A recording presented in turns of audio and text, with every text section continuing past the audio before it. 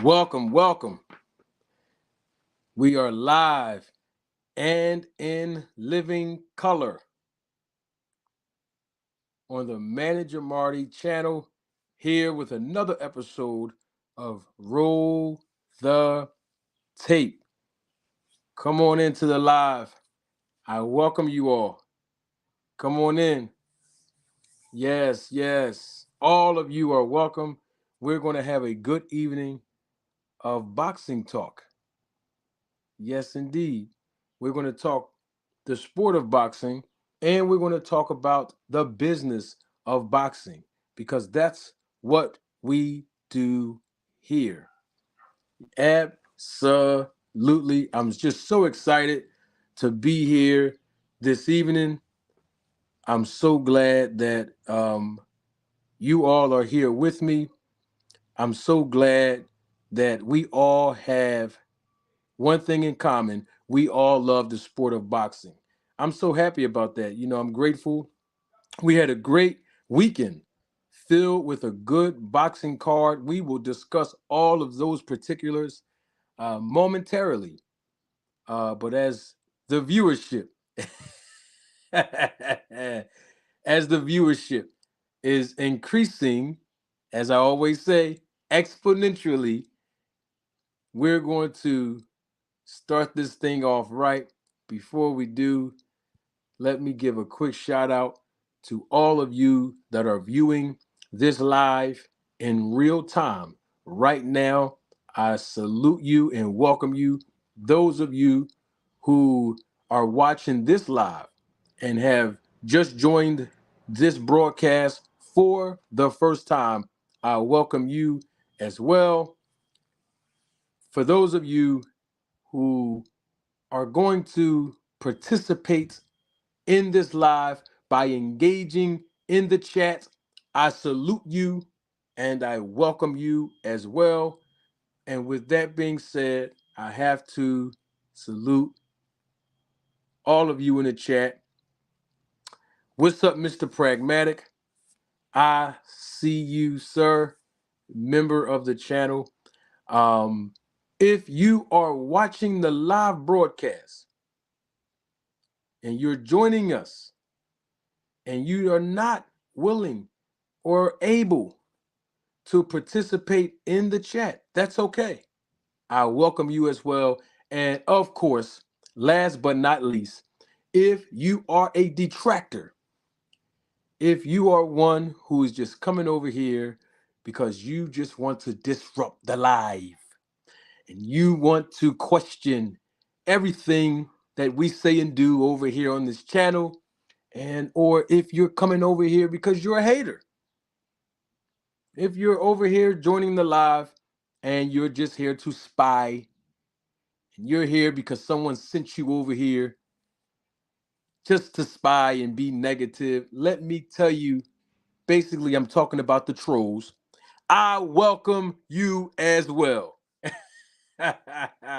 You want to know why? Because each and every individual that I welcome on my channel, irregardless of your reason for coming and joining, I want to tell you two things. Number one, I always support and appreciate the viewership. But number two, which is as important, is the fact that when you come over and visit this YouTube channel location, you're always going to leave with a souvenir. When you visit a place that you haven't been before and you just want something to remember your experience by, and you are in a place in your heart and in your head that, you know what, I would love to come back or go back to that place, and you purchase a souvenir, well, that's what we hand out here on this channel. And the souvenir is two things: entertainment and education. You're always going to leave with something after you visit the location of this channel. So I have to start this off quickly, and I have to salute those that have supported the channel. Jay Reddy, Thank you for your Cash App this week. Salute to you. Thank you for your contribution to the channel. I also want to thank Madi Yoel. I think I unintentionally neglected to mention Madi, I think last week. So I want to openly um, acknowledge Madi Yoel. Thank you for your contribution as well, Madi. Of course, Mr. Pragmatic, as always, Mr. Prag, thank you for your contribution and your support to the channel. And we have my guy here, always supporting not just this channel, but he's been supporting other people's channels as well. So we have to acknowledge him, my guy, Matthew Thomas. Thank you for your contribution to the channel and your unwavering support. And he says, yo, Manager Marty, shout to you, my guy. Shout out to you, my guy. Salute to you, Matt. Thank you so much for contributing to the channel. I see the viewership numbers. Y'all know what they're doing, right? They are increasing exponentially. Indeed. Roll the tape. I see you all in the chat. I'm just so excited about talking about boxing tonight, y'all. I've waited all day to fellowship with you all. You know, you all are my boxing family. Those of you that always view the channel, those of you that support the channel, those of you that contribute to the channel, those of you that invest your time in viewing the content, live and even the published content, I want to tell you that you are not making that investment in vain. I greatly appreciate it. You see what's on your screen right now. Y'all see that tweet that Errol Spence made back on December the 30th, 2022. And the tweet just says April XX. So we're going to dive into a little bit of that later on this evening in the broadcast. But as you all know, the first thing that we do is that we do what I like to call the Town Watch check-in. And y'all know what that is. If you're in the chat, if you're in the comment section watching the replay of this live, I welcome you as well. And every time I come on within the first 10 minutes, I always like to make sure we do what I like to call a Town Watch check-in. And what that means is that when we come together in fellowship as a boxing community, as a boxing family, that we basically chat and tell us where you're from, where you're representing, what part of the city, state, country, island that you want to shout out and represent, whether you were born and raised there, whether you live there now and you moved. Either way is good with us.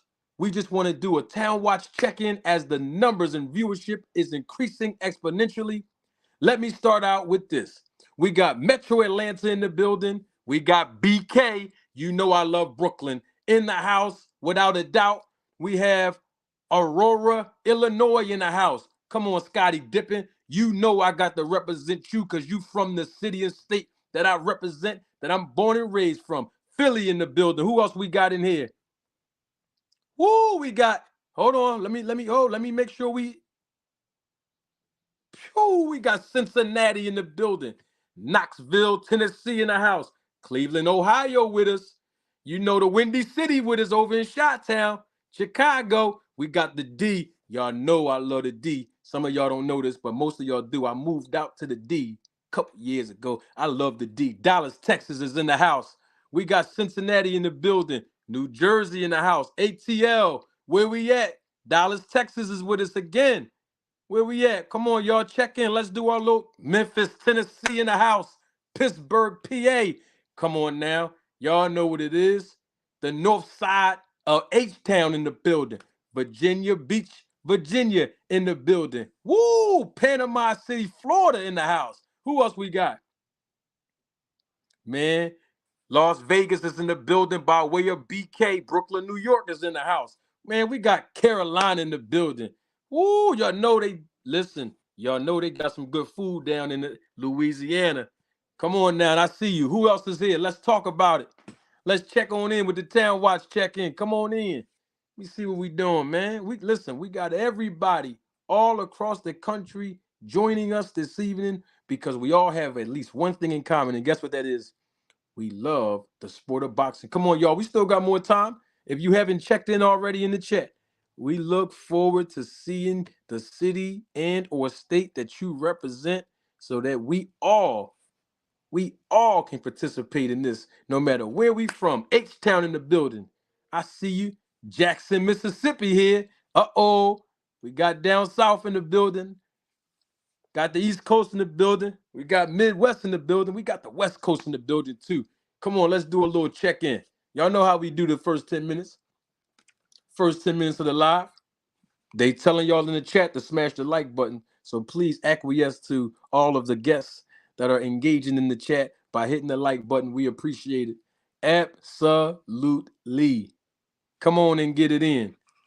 Yes, yes, yes, yes. Who else we got here in our town watch check-in? Who else we got here? Man, I want to salute everybody in the chat. Salute to everyone in the chat. Woo, they said the like button is already smashed, but I'm sure there's other people that didn't get an opportunity to hit that like button. And here's the great thing about when you click on the like button. The great thing about it is this. Remember, I told you that when you visit this location right here, you're going to leave with a souvenir, right? So when you click on the like button, guess what happened?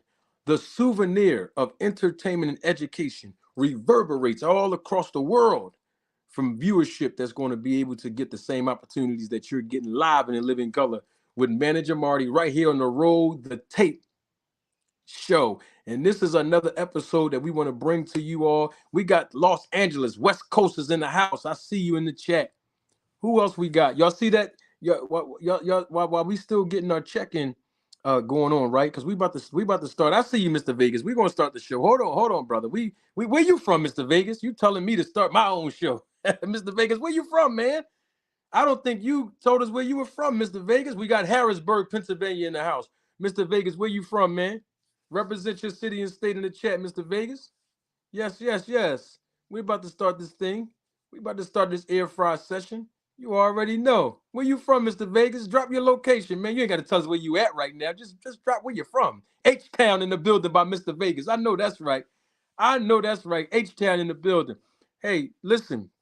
Y'all see that's on your screen, right? We're going to talk about this tonight because Errol Spence on December the 30th, 2022, y'all see he dropped the date, April XX. We want to be able to understand what that means because there's an announcement that's been going on, as we all know.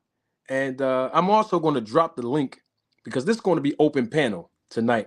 So I'm going to drop that link, not right now. I want to cover some things first, and I'm going to drop the link in the chat so that anyone that wants to come on, if you are a content creator, I want to tell you that I salute you as a fellow content creator, whether you are in the chat or whether you're just watching live right now or you're watching the replay of this live. I want to acknowledge all of the fellow content creators as well. And I'm going to drop the link in the chat so anyone, and I do mean anyone, can come on live. And the reason why I did that snarkling laugh is because I know that there are trolls that came on before, and we welcome all of the trolls. If you're just joining in, we've been on live for about maybe 13 minutes, and I know that you are just viewing this, that are just coming onto the live. I want to welcome you as well. If you're just joining the broadcast, welcome, and I salute all of your viewership. And I want to salute my guy, member of the channel, Mr. Pragmatic. Thank you for your unwavering support. Thank you for your contribution. As always, Mr. Prag, he is my guy. Me and Mr. Prag had a great time when I went out to the A.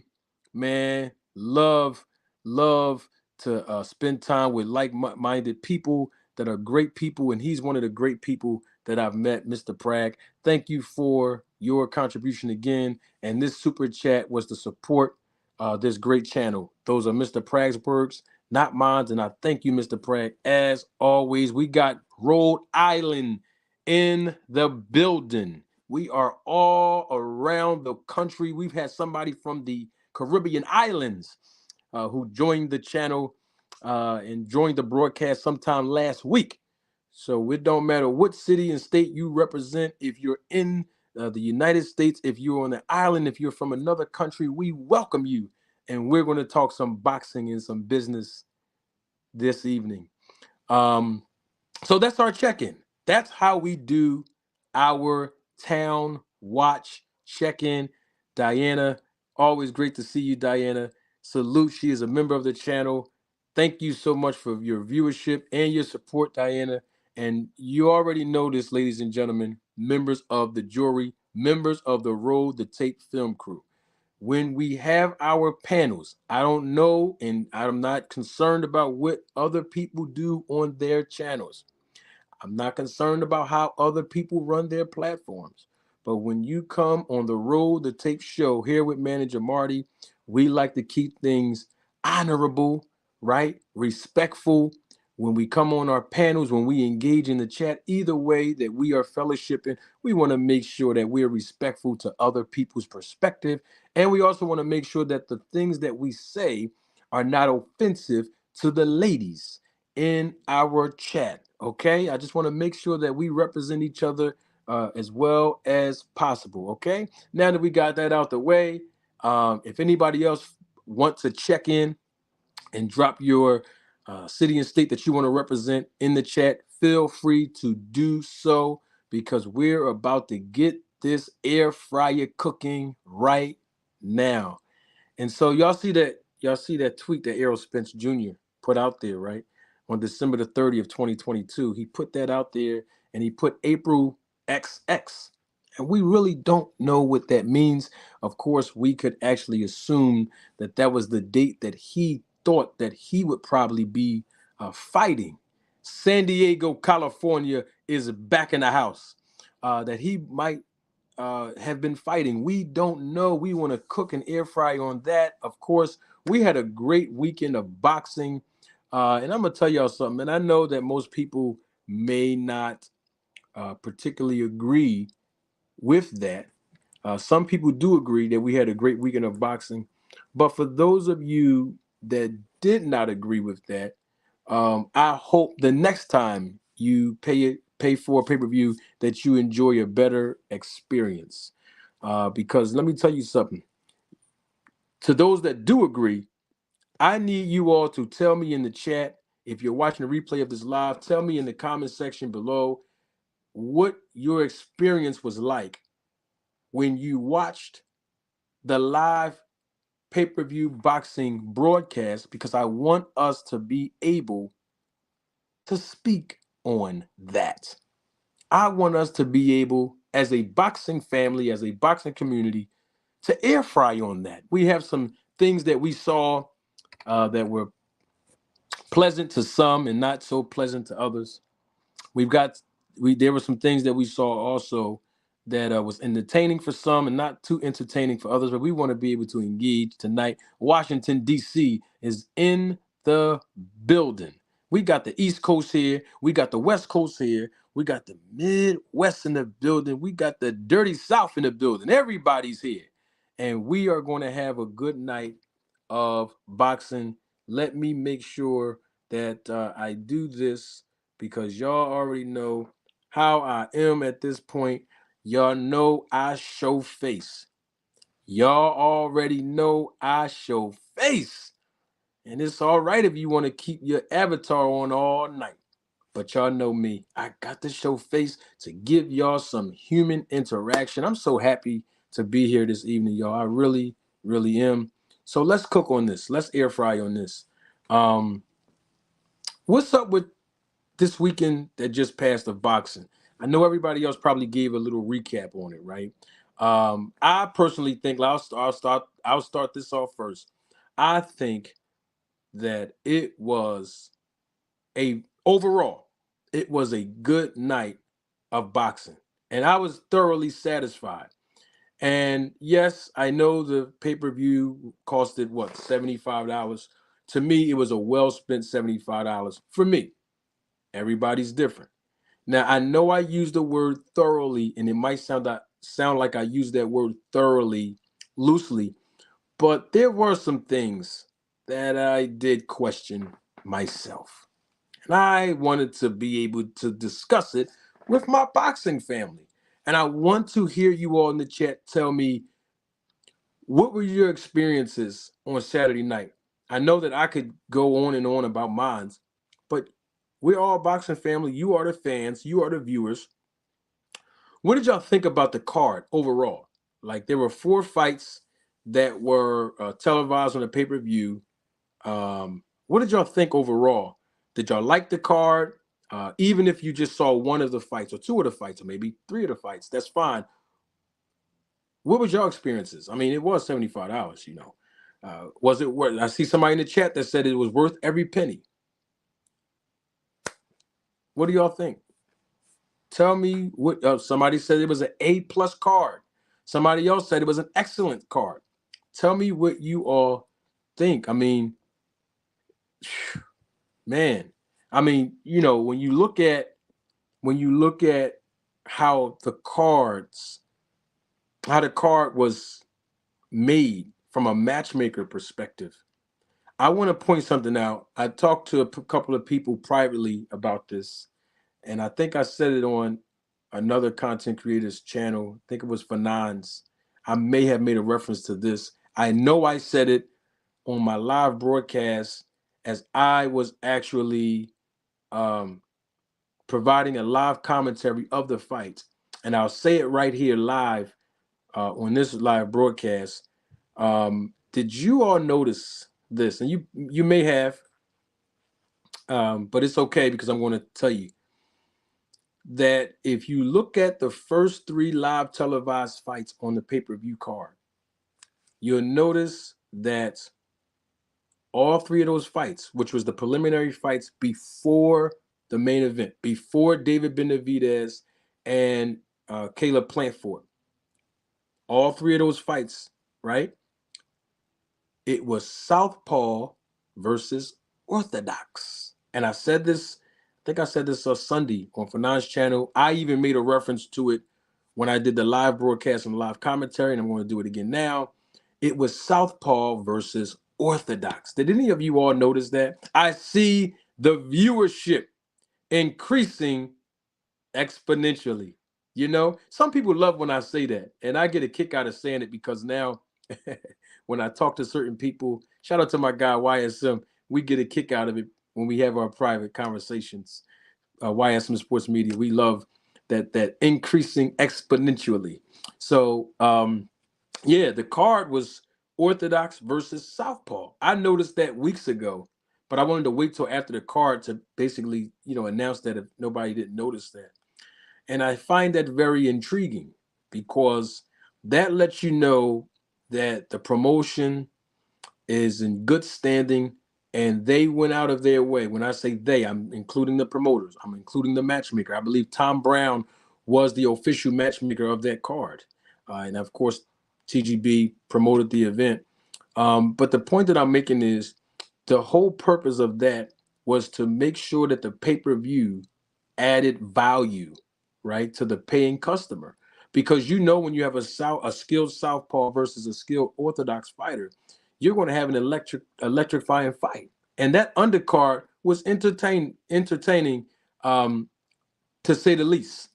It was very, very entertaining, and that's how that adjustments are being made over at the PBC banner, because of course we know that Robert Helenius fought Deontay Wilder, and there were not so many good reviews on that pay-per-view. I heard the numbers were pretty low, but I don't have any evidence of that, so I can't verify it. But I'm just telling you, I don't go by hearsay. I verify everything that I hear. So I can't verify that. I'm just telling you all what I heard. So with that being said, you can tell that from that card, I think that was in October, because I was at that fight in Brooklyn, New York with Deontay Wilder, right? You can tell that moving forward that the promotion is seeing the fan base respond to good cards. And I'm not saying they didn't do this in the past. I'm just telling you that I've noticed that adjustments have been made after that card. The first pay-per-view card of the year was what? Tank Davis, right? Tank Davis, Hector Garcia. Then on that undercard, who do we have? We have Boots fighting the guy Karan or Karen, right? And then under that was Rashidi Ellis. So you can tell that there were adjustments that were made from the PBC banner putting on these pay-per-view fights. And I know that most people probably haven't even acknowledged that, but I want to make sure I take the time out to acknowledge that because listen, when you're paying your hard-earned money, you want to enjoy the experience. And so this is why I want to start this off talking about the experience with regards to the pay-per-view business model. Okay? It's all about enjoying an experience. That's what it's all about. Enjoying the experience. If you go to a fight live, you're going to pay whatever amount you want to pay for the ticket, and you're going to enjoy the experience, right? If you, uh, pay for any traveling expenses, you're doing that because you are going to pay for what? An experience.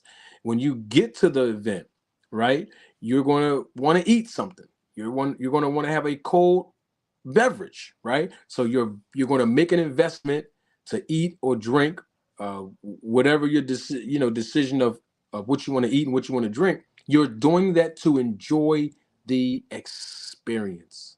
So I wanted to set the tone because I said this before. I'm going to say it again for the new viewers who are just joining us live, and for those who are new to the channel. I'm going to tell you how I format my live content, and I'm also going to tell you all basically how that correlates with me being a manager, right? And me understanding how promotion works. And I correlate those two so that you can all understand the experience that you're going to enjoy.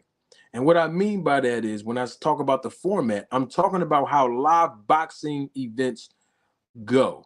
All right. So I want to give you this souvenir real quick so that from now on, when you go to a live boxing event, from now on, when you go and watch a live boxing event on TV, from now on, when you purchase a pay-per-view of a live boxing event, you know exactly what you are watching based on what?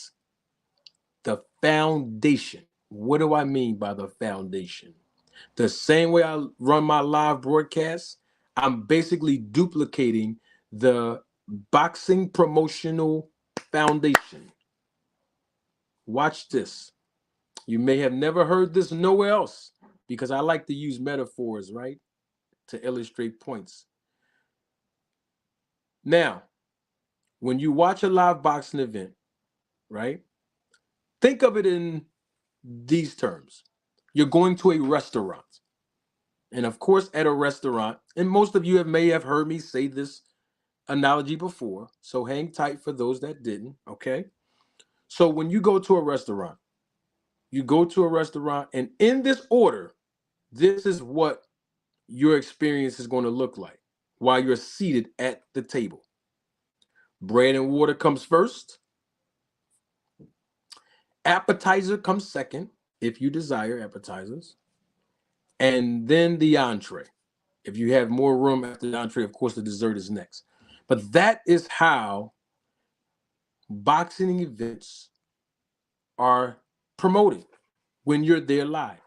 Salute to Chris Perkins in the chat. He says he is a new viewer and he loves the content. Chris Perkins, thank you so much for your viewership. Thank you for your support and your feedback in the chat. And I look forward to seeing more of you in the chat and engaging with us. And I appreciate your support, Mr. Chris. Thank you so much. So when you go and watch a live boxing event, whether you do it by paying a ticket for it live in person, or you're watching on TV, or whether you're purchasing a pay-per-view through an app, or you're watching that on TV or any other electronic device, right? The bottom line is you have your bread and water, which represents your preliminary fights, your 4 to 6 round fights, right? Then you have your appetizers. Those will be naturally your 8 round to 10 round bouts, right? So you got the 4 rounds, 6 rounds as your bread and water. Then you'll have your 8 and 10 round fights on that card. That would be the appetizer, and usually you'll have your 12-round fights, which would be the entree. Now, with that being said, this does not mean that a 10-round fight can't be the entree. Okay, I'm just telling you, in normal circumstances, when you have a pay-per-view event, the main event is usually a 12-round fight. I am not also saying that an 8-round or a 6-round uh, local boxing match cannot be the entree. I'm just using it for illustration purposes because we're referring it to pay-per-view, right? So with that being said, when we purchase pay-per-views, even though the main event is obviously more advertised to make an appeal to the consumer and the viewer, right? You're going to buy all of the fights that are going to be broadcasted. So you're going to still get the opportunity to enjoy the experience of bread and water, an appetizer, and a main event. So when you make a purchase for a pay-per-view, you're not just paying just to see one fight. Okay? I mean, let's keep this in proper perspective here. Terence Crawford's last card on BLK Prime, I think that was what, half of what we paid over the weekend? And you only had one fight there that lasted 6 rounds, and we already knew what the outcome of that movie was going to be, right? So my point in saying that is, this was amazing. This card was awesome. It was entertaining. It was a good card overall, and I see how PBC is making their adjustment to be able to justify charging us the amount of money that they are charging us as consumers, because they're making sure that there is added value, and not just PBC, the Zone as a platform as well. All of the promoters should have that same mentality. And I'm not saying that they don't. I'm just using PBC as a reference because we just watched a PBC card over the weekend. All right. So that's the great thing about it. That's how you know you're watching a good card, when you got your entertaining bread and water, your appetizer, and then the entree. And so that's how I would encourage all of you to look at boxing matches or cards in general from now on. Now, I know this really has nothing to do with what I'm talking about pay-per-view, but I just want to give somebody a souvenir. If you did not know this, and I've said this before, I just want to give you some souvenirs, some education, right? Now, they didn't do this on this card that was at the MGM over the weekend. All right. So some states, and sometimes Vegas will do what I'm about to say. And sometimes it depends. It depends on the inspectors. Okay. But I just wanted to give someone a souvenir that probably didn't know this. So when you look at boxing, you know exactly what you are watching. See, you can look at something and don't know what you're watching. You can hear something and don't know what you're listening to, right? So that's why I provide that educational piece to the channel. Now, let me give someone a souvenir that didn't know this. Most of the times when you're watching boxing, whether it's local, whether it's televised, whether it's regional, you'll notice that in most states, the inspectors will, tape up the wrist area of both fighters, right? And both fighters will have color coded tape on their wrists. Most of the time, it's white, depending on the commission and those inspectors. But sometimes you'll have the blue tape around the wrist of the fighters, right? Or you'll have the red tape taped around the wrist. And when I say the wrist, I'm talking about of the wrist area of the boxing glove. So on the outside of the boxing glove, you'll see red tape on one fighter and then blue tape on another fighter. Most of you may have recognized that and didn't know what you were watching and why they do that. So I want to give someone an educational souvenir so that you know what you're watching when you watch boxing. You've probably never heard this, well, I would say on another content creator's channel, right? But you did hear it on this channel. And the great thing about it is everybody can learn. It's very simple. So the reason why that happens is because the judges, right? On their scorecards, most of the judges know who the competitors are, and sometimes they don't. Especially at local shows, a lot of times the judges may not know the entire resume of a fighter because it's not really that important. Because the judge's job is to score round by round, right? And not have any preconceived opinions or notions about the fighters that's judging or compete. Excuse me, the fighters that they're judging in that particular fight, right? But they have blue corner, red corner written on their scorecards. The judges do. And that's how it's easier for them to identify how to score the round and who to give the score of each round to. So if the boxer have the blue tape around the boxing area's wrist of the glove, then you'll say, we'll score the fight. We'll score that round, let's say 10 points for the blue corner, and score 9 points or 8 points if there was a knockdown for the fighter in the red corner, right? So that's how that works. And they're actually in that corner. In other words, is when the bell rings, when the ring announcer announced the fighters, you'll see that they will be in the respective corners that they, meaning the fighters, the professional athletes, that match the tape that's on the fighter's wrist area of the gloves. So if the fighter has red tape, right, on the wrist area of the glove, that fighter will be in the red corner, and the blue corner the same way. So I wanted to give someone that did not know that an educational souvenir, so you'll know what you are watching when you're watching boxing events, whether it be live, in person, or on television, or whatever electronic device you use, and you'll understand what that represents. And the next part of that, because there's three parts to it, and the last part of that is it identifies the dressing rooms that each fighter will come out of. So basically, all the fighters, usually with the red tape around the wrist of their glove, they will be in the red corner's dressing area, and the blue corner the same way, right? And that's important for the promoters because those colors identify A side versus B side. So I just wanted to make sure that I gave someone an educational souvenir.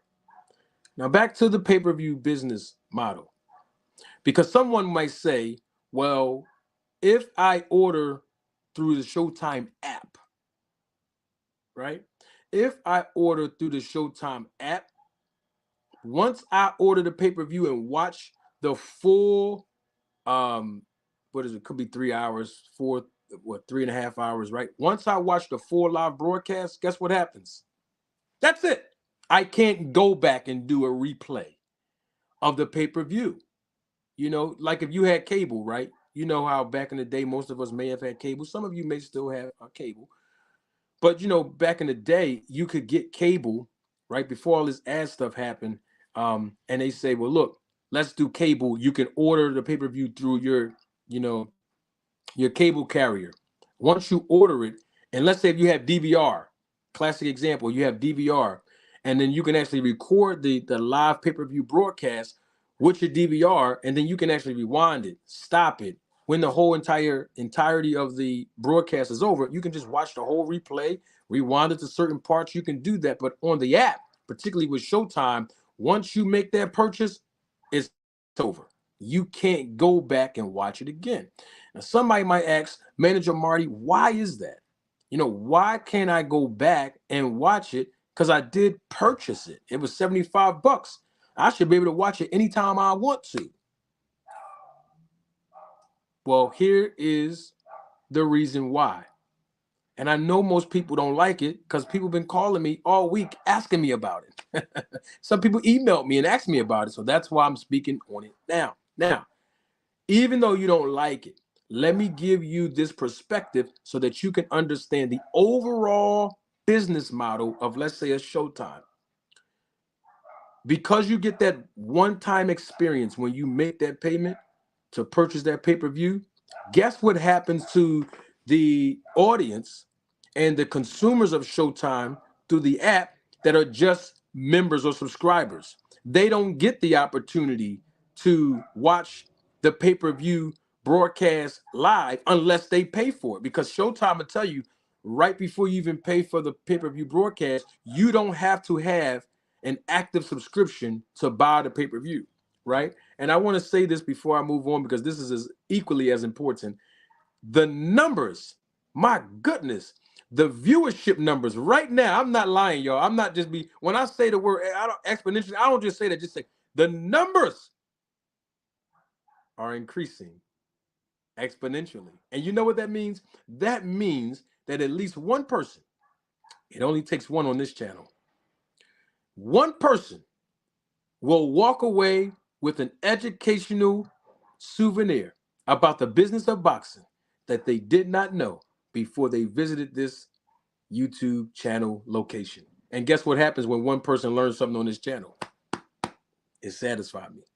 So I just wanted to make sure that I salute all the viewers, and those of you that are just joining the live, I welcome you. Those of you that are engaging in the chat, I welcome you. Let's continue to air fry with this education.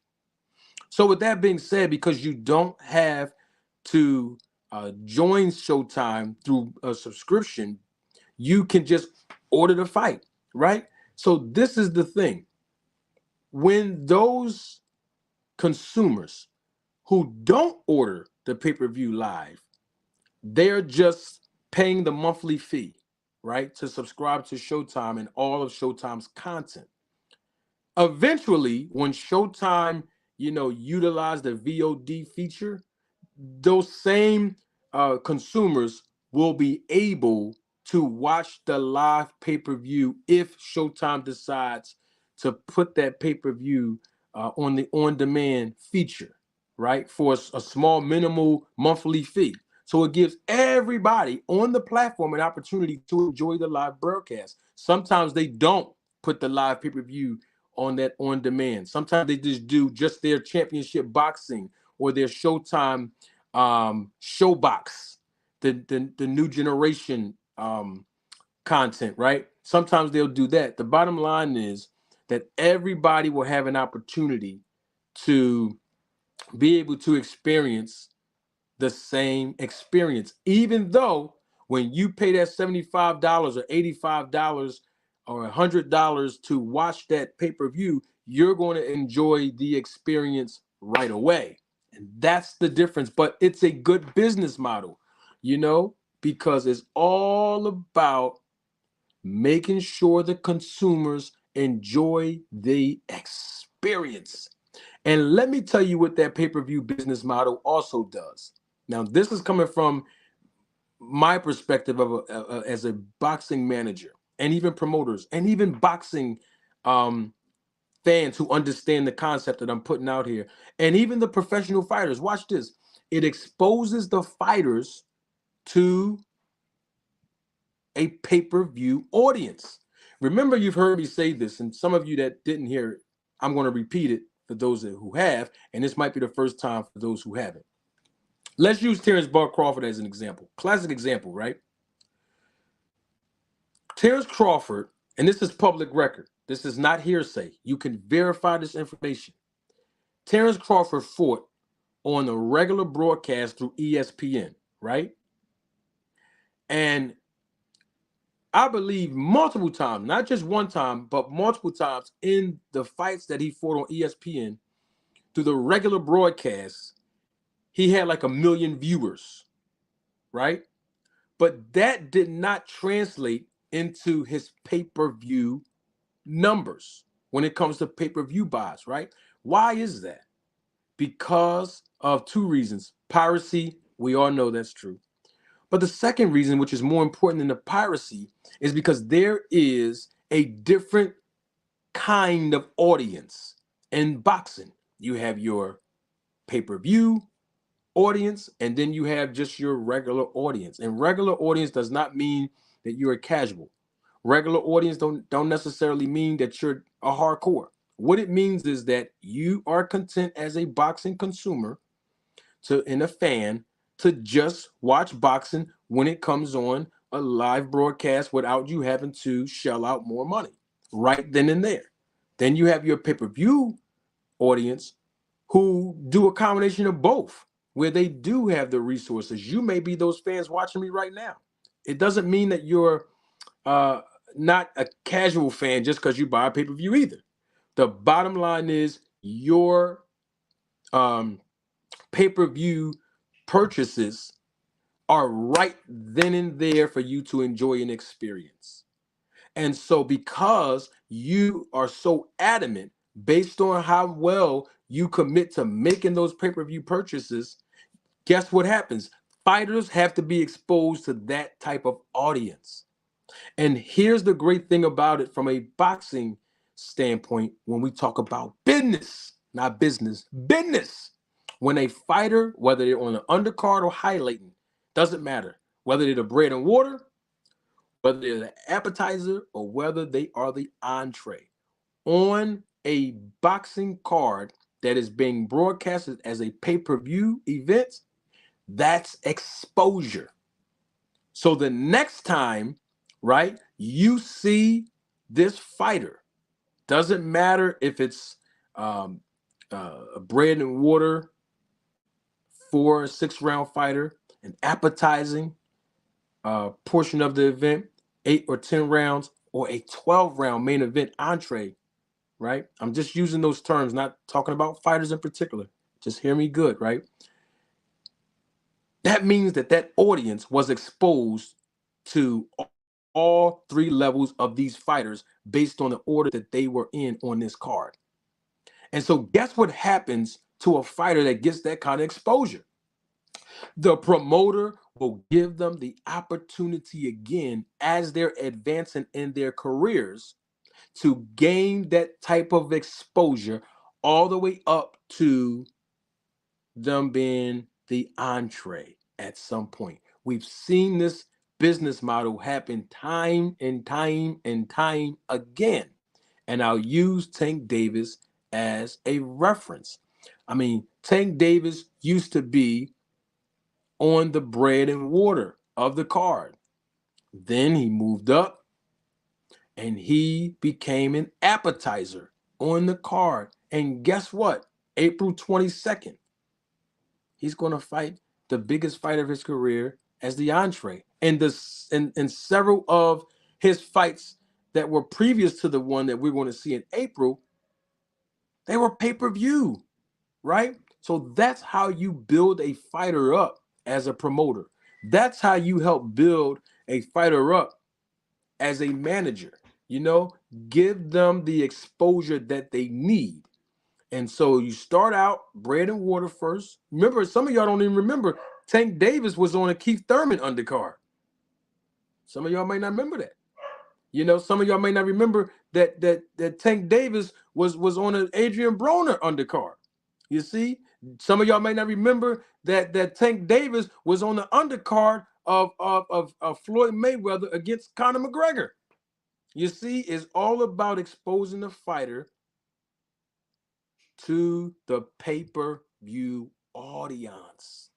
And that's how fighters are able to move up and advance their careers by making the best financial benefits possible because they're gaining the exposure as time progresses and they move up and advance in their boxing careers. So just look at it like this. When you purchase a pay-per-view, even if you don't have the DVR feature, even though you may not have bought into the cable system as a consumer and using cable as a promoter, as a somebody in the chat distracted me, as a carrier, the bottom line is this: when you make that purchase, you're making the purchase to enjoy the experience. And when the experience is over, it's okay if you feel like you were not pleased. The bottom line is you're paying for an experience. And it's a one-time experience to give you the same feeling that someone who paid way more money than you bought a ticket and that's going to be there live has. Because you, the consumer, are not there live at the event. You're not there. But the promoter wants you to have the same experience. When I say experience, I'm not talking about whether it looks the same on TV and live, because it doesn't. Totally different experience. My point is, once you pay for it, it's like, yo, I feel like I was right there in the crowd. That's how good this card is, and I don't feel like I was robbed of my 75 or 85 or $100, right? So I just wanted to put that out there as a perspective for people that were asking me about that. And that's how the pay-per-view business model work. Salute to any content creator that's in the chat. The chat was just running while I was talking. And the only name I saw, which is right here in front of me, is Dub Right Side. So salute to you, Dub Right Side. I will be dropping the link in the chat pretty soon, because we have some air frying to do here on our open panel of the Roll the Tape show. This is another episode. To all of the viewers that are just coming on in, come on in and have a seat. You don't have to dust your feet off when you come here. You don't have to ring the bell and acknowledge me. Oh, yeah, it's not important. Wonder why? Because I welcome you. You are part of the boxing family. So come on in and sit down, and I will make sure before you leave from visiting this YouTube channel location, you're going to leave with a souvenir, right? And the souvenir is a combination of entertainment. I keep forgetting my phone camera's over here. Entertainment and education. All right. So, I just wanted to point that out real quick when it comes to the pay-per-view business model, because don't forget, when you do make a purchase of the pay-per-view, it benefits the fighters too. All right. It gives them the opportunity to gain the exposure that they need, and of course to make obviously a financial benefit from it. So we all want to support the fighters. Now, I will tell you this: if you don't enjoy it, then don't go back. It's no different than going to a restaurant. Remember, I told you, if you go to a restaurant, you'll get the bread and water, you'll get the appetizer and the entree. But if you're not enjoying the experience, don't go back to the restaurant. And that's the same concept with a boxing pay-per-view event or a boxing event just in general. Get the bread and water, you got your appetizer, and then you have your entree. And if you're not enjoying the experience, don't go back to the restaurant. Don't make a pay-per-view purchase. And I am not saying commit piracy. That is not what I'm encouraging. What I'm saying is just don't buy it. Like the Robert Helenius versus Deontay Wilder. I didn't want to buy that pay-per-view, but I was with some friends of mine and we decided to go out there. We bought tickets and we enjoyed the experience. All right. And that was way more than what they were charging for the pay-per-view. When I say way more, I'm talking about the monies that were invested to be able to get out there and enjoy that experience. Right. So that's all it's about. To each his own. Is no different from any other business that you don't enjoy, an experience at. But if you have enjoyed the experience, especially this weekend, we had a good card here in the boxing community. And, hey, it's important. Hold on for 1 second. I see somebody in the chat. I think somebody's asking me a question. Oh, I don't know too much about that. So as the numbers and viewership is increasing exponentially, I want to welcome all of you that will be watching this live broadcast on the replay version of it. Please comment in the comment section below. I look forward to seeing your feedback and engaging with you.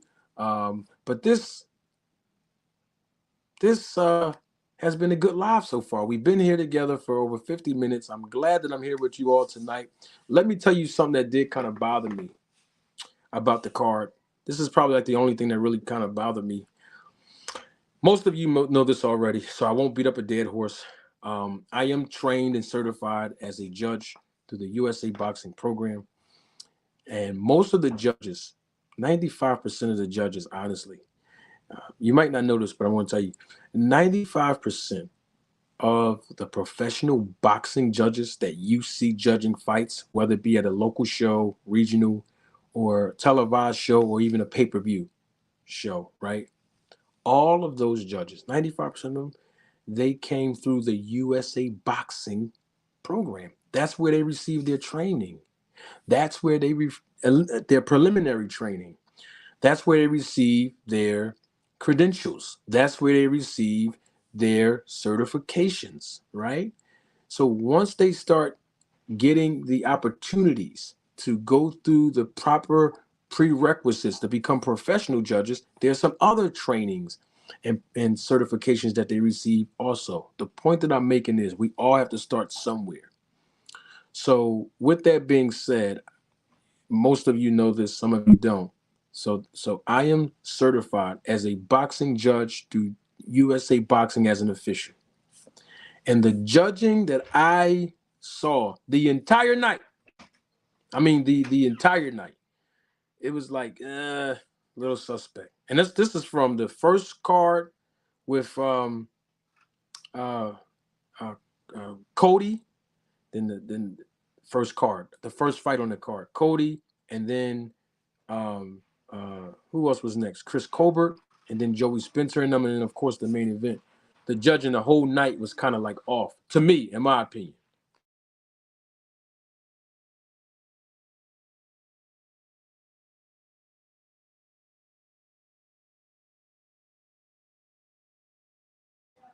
To me, it was a little, it was just off. You know, Cody took a lot of punishment in that fight. You know, if you go and listen to my live broadcast, because I did live commentary with with my guy Crown Jewel Boxing.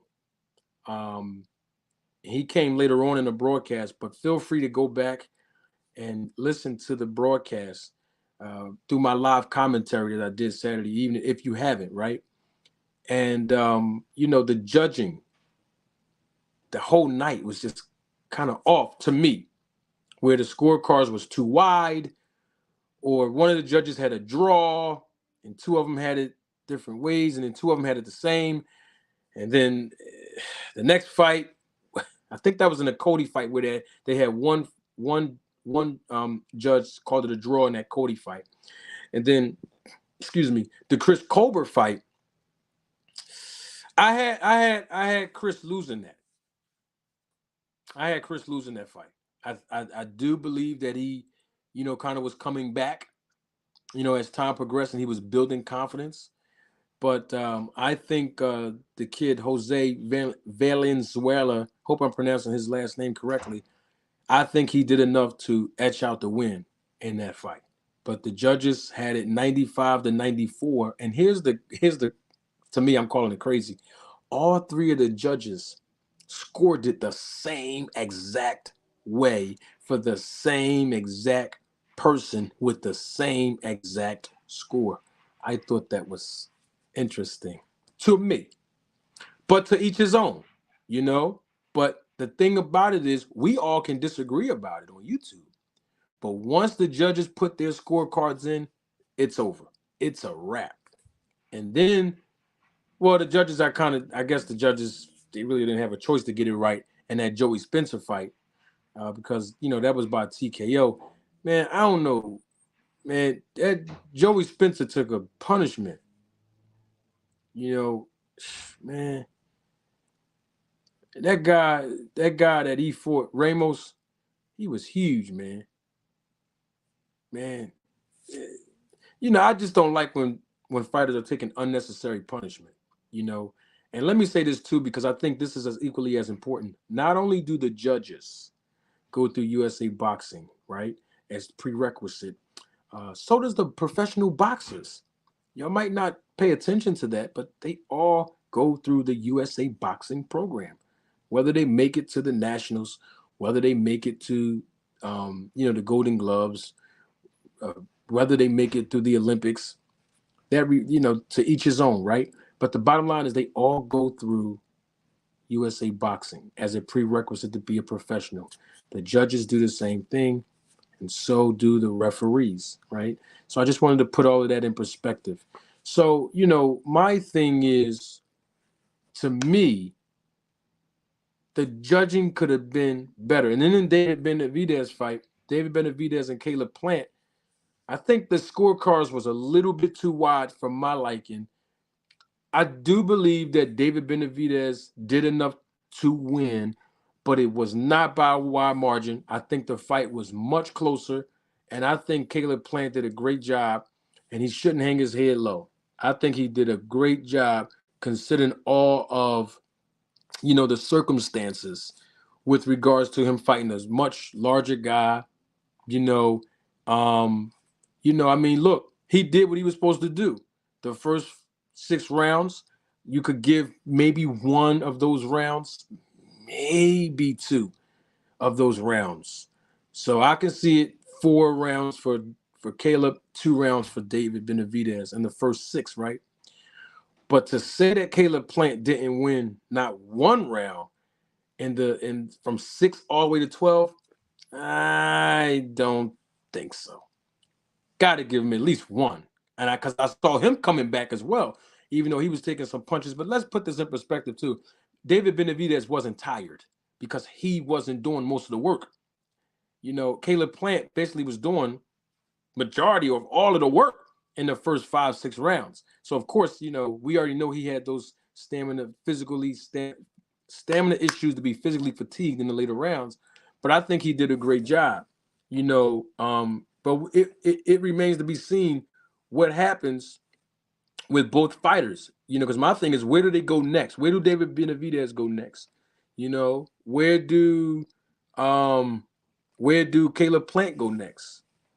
Where do they go next? What's next for both of these guys?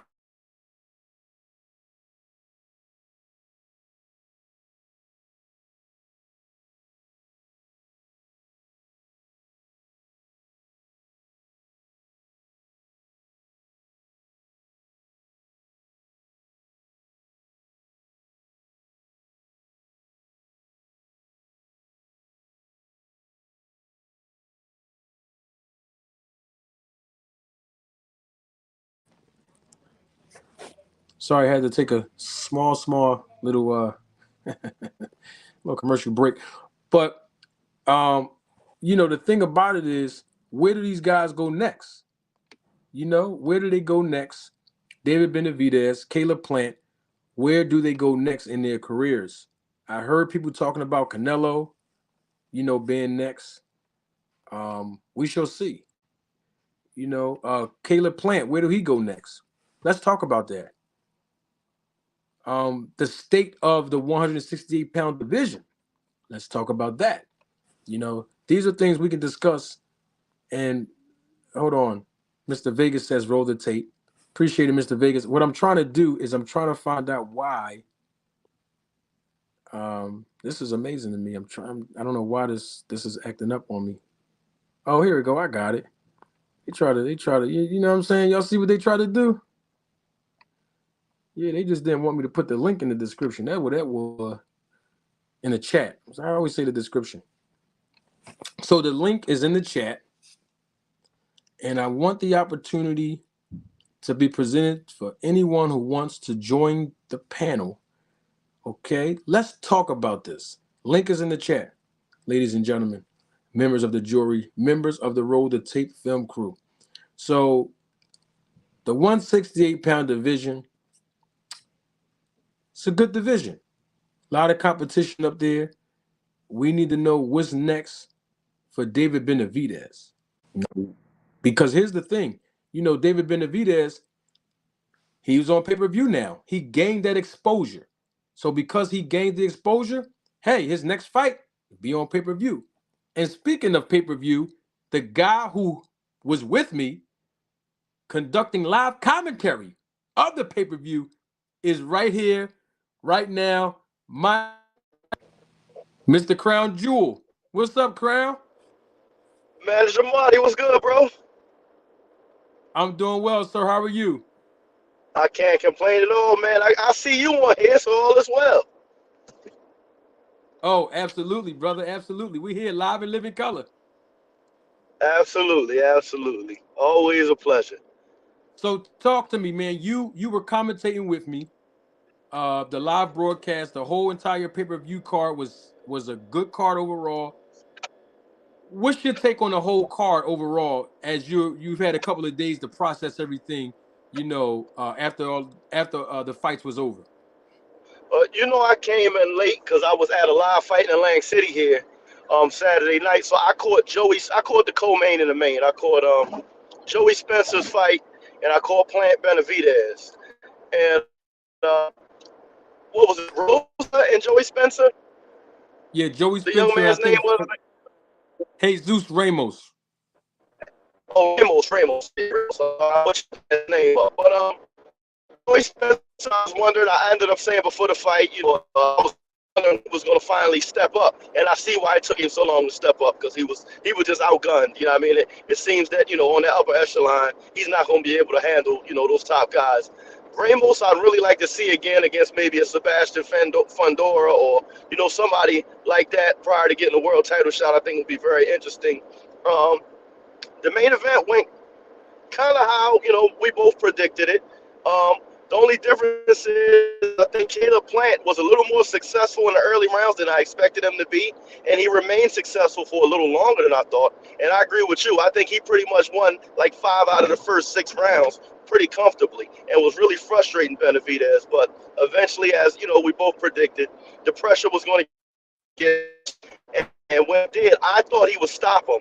But hats off to Caleb Plant because he was able to remain on his feet until the final bell. Although I thought there were times where his corner may have been able to rescue him because he took a hell of a beating the last couple rounds. Oh yeah, very very well stated, man. He definitely did, man.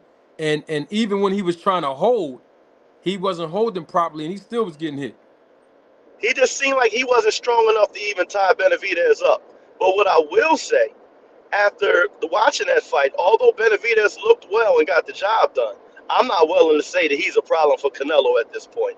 Um, at this point, I think Canelo's definitely the bigger one-punch puncher of the two. Benavidez is not a knockout puncher; he's a volume guy, and I think he proved that again against Plant. I didn't see really any one big shot he hit Plant with where he visibly shook him. He was just overwhelming him with volume, and I just don't. I think Canelo's footwork and hand speed may still be a little too much for him right now. So that was one thing I was looking to see. I was looking past this fight. I wanted to kind of compare how he'd fare against Canelo, and I still have Canelo being the favorite if they meet right now. Oh yeah, absolutely, man, absolutely. And Fundora will be a good fight for Ramos, For man. Ramos, absolutely. I think that's a barn burner right there. I think matchmakers should be doing everything they can to get them two in the ring. That's like one of the highest level fights you can make, not involving a world title right now. Well, Fundora has a better chance, in my opinion, of doing something that he usually don't do, and that's using that reach and Yeah, jabbing on the outside. Because if he go on the inside and bang like he always do, I don't know, man. Jesus Ramos might have something for him if they sit in the phone booth, man. absolutely. I think Fundora fights. He's competent on the inside, but Ramos looked to be a beast on the inside. Like he really bullied and manhandled Joey Spencer, and of course dropped him with that perfect six inch left counter in the first round. You're correct, and we've seen Fundora go down in his last fight, so we know he can be hurt. So you're right. He be tasked for the first time in his career to utilize his size, and he has a habit of not doing that. So that'd be interesting to see whether he can be disciplined enough to try to use his size in that fight because we know Ramos is going to bring it. Yeah, man. What you think about Ramos and I mean, I know this is probably like, in the near future because Ramos is, getting his feet wet with, the pay-per-view exposure. And then of course I think he should fight like a Fondora or somebody before he gets a shot at the title. What you think about Mhm. him in Charlo though at 154? Like, I'm going to say this. The way he looked against Joey Spencer, either Joey Spencer is not as good as advertised, or Ramos is ready for anybody in the division. If he can fight the way he fought against Ramos the other night, I don't see him being an easy night in the office for anybody, including Charlo. Um, Charlo's speed and athleticism is something that everybody has to account for, and we don't know how he's going to respond to that. But the way he looked the other night, I'm not saying anybody is a clear favorite against that kid right now. yeah, man. The 154-pound division. It's stacked. It's stacked. Then Yeah. you got the 168-pound division. Where do David Benavidez go next in your opinion? Like, what's next for him? Well, well, I mean, if he goes, the only place to go is up, and that would be Canelo. Although I don't think he beats Canelo right now, but I mean, who else is left for him to fight? Unless maybe he takes Andrade and then Canelo gets the winner. Or if Charlo comes up, but I'm gonna say this. Speaking of Charlo, I saw some videos of Charlo being interviewed at the fight, and he was obviously intoxicated. And that just, I know all these guys are human. You know, I'm a former fighter. I was human myself. I didn't always live the best of life. But this is your place of profession. This is your place of work. I just don't. I never was a fan of fighters showing up at fights where they know more than ever media is going to be in your face and being sloppy drunk. And he was obviously intoxicated. So that leads me to question how serious he is about his profession and what he's going to look like after that long layoff. Because I hope he ain't been home just drinking the whole time. He looked heavy and he looked drunk. You know what I'm saying? So that was cause of concern for me. Oh yeah, very good point. Yeah, I don't know. I don't know. Man, I wasn't sure if he was high or drunk, but I knew something was off a little bit of Yeah, him when yeah, he was yeah. talking. I was like, dang, what's wrong with my man Charlo, man? And then, I watched a couple of the usual suspects, some of the bigger channels that are usually at the fights. And a lot of them were jumping on it saying, dag, man, Charlo's drunk every time. Matter of fact, Benavidez's dad made a comment about it. And he's like, look, man, Charlo's drunk every time I see him, man. You know what I mean? Almost alluding to like this dude needs some help. So, I mean, it's just a shame. You're a world class fighter. You, you make a lot of money. You're at the top of the game, and you should be in position to like capitalize on your success right now because whether you want to believe it or not, the twilight of your career is near because we all know boxing's a young man's game and he's in his 30s. So the last thing he needs is to be running around getting drunk and partying when, again, he don't. I don't care who you are. There's not going to be another Floyd. He doesn't have much time left on that elite level. Yeah, somebody in the chat. Tell me how you feel about this. Somebody in the chat said that they believe that Jesus Ramos was bigger than Caleb Plant. I don't know. Caleb Plant was big for this fight. I don't think people really appreciate just how big Caleb Plant is. He's about 6 foot. He's not a little guy, and he was put together. I think the stark contrast between Ramos and Joey Spencer is making people believe that he was actually bigger than he was because Spencer's kind of small. He's a short, compact guy. But so his size, he's a big guy. Don't get it twisted. Ramos is a big guy, but I think he looked even bigger than he is because Spencer is so small and compact. Right. Well, we've heard Jamal. He's talking like he wants to move up the 168. You think that's a good move for him now, or should he ease his way up there coming from 160? I think he's just chasing a bag. To be honest with you, he doesn't see a big fight at 160, so he's chasing the bag. Talking about 168, but I don't want to see him against anybody too tough at 160 or 168 after a 2 year layoff. Like he needs to get active, focused, and we need to see where he's at before he's talking about fighting any of these upper echelon guys, let alone a champion at a higher weight class. Because again, we haven't seen him against anybody in a very long time. Yeah, that's true. That's true. That is true. So here's the thing: you just jumped on. Let me go back down to a few weight classes. Well, a lot of weight classes Hmm. beneath the ones we're talking about now. You didn't see it when you were on the broadcast, but I'm sure you've heard it and you may have seen bits and pieces of it. Chris Colbert, Uh huh. they talked about. Some people are saying that it was a robbery. Some people are saying that he actually won that fight. What's your take on it? So far. Well, I haven't seen the whole fight. I've seen some highlights. I'm aware he got knocked down in the first round. But I've watched some people that I really respect comment on it. And one thing I saw my guy Greg Hackett Jr. and he made a very good point. And I say this all the time: if it's a close fight, how can you call it a robbery? Everybody agrees it's a close fight. So if nobody has the clear advantage, we know that the decision can go either way. Close rounds can be tilted one way or another. So just in that in itself, if it was a close fight, you can never say someone got robbed. Unless somebody's an out and out winner, then you can say somebody got robbed. But everybody that I've seen comment on it from the highlights I've seen, they either slightly favored uh, the guy Colbert's opponent, I forget his name, or they called it a draw. So if it's anything close to a draw, we know it can go either way, pertaining to what each individual judge is looking for, what impresses them. So I wouldn't think it was a robbery based on what I've heard. But I know a lot of guys said they were cool with a draw. So if you're cool with a draw, that means it could have went either way. So I think we use that term robbery way too much. Just like in the main event, I mean, it wasn't a robbery because the right guy won, but the scorecards were definitely suspect. You know what I'm saying? Yeah, that they were, and I think you and I alluded to that on the live broadcast too. Absolutely, absolutely. Because I don't know what anybody was watching. To me, early in the fight, and we agreed on this, Caleb Plant was getting the job done early.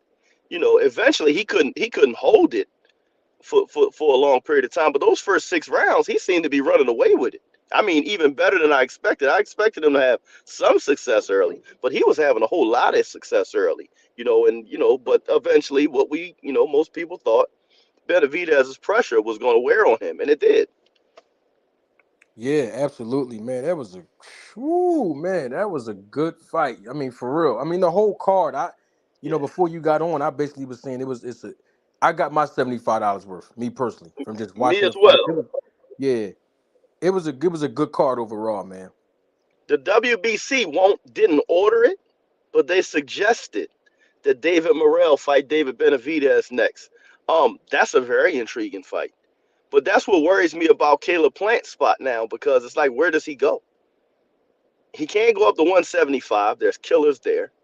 And there's some killers at 68 now, too. He's already lost to the top two guys. And I'm not sure he beats David Morrell or Demetrius Andrade right now. So I don't know where Caleb Plant goes at this point. Yeah, yeah. I mean, well, I don't recommend him moving up. I'll tell you that much, at Yeah, all. yeah. He's lacking strength at 68, you know what I mean? So those 75 pounders are even bigger and stronger. Yep. And the great thing about it in his position, though, he has been exposed to two pay-per-view cards where he headlined it. So it ain't nothing wrong with going in there and being the B side on another pay-per-view. Win, lose, or draw, his check gonna be nice. Sorry about that. I got a phone call in the middle. But yeah, he's had some pretty good exposure, but I'm apprehensive because like you said, like you, I don't like seeing guys taking undue punishment as fighters, right? And he's at a point in his career where I think, his capability of competing for a world title has kind of passed him by because he can't beat the current guys, and there's some young killers coming too.